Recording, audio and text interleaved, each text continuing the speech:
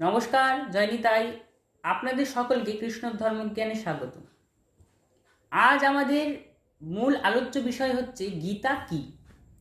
দেখুন, গীতা হচ্ছে এমন একটি গ্রন্থ যার মধ্যে আপনি আপনার সমস্ত প্রশ্নেরই উত্তর পেয়ে যাবেন।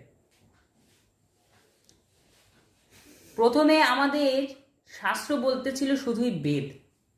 সেই বেদের সারাংশ উপনিষদ এবং সেই উপনিষদের সারাংশই হচ্ছে গীতা।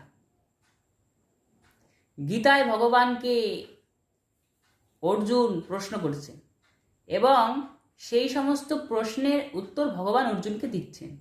যেমন আমরা দেখি ভগবান অর্জুনকে বলছেন, সর্বধর্মং পরিত্যাজ্যং মাম একং শরণং ব্রজ, অহং ত্বাং সর্ব পাপেভ্যো মোক্ষয়িষ্যামি মা শুচ।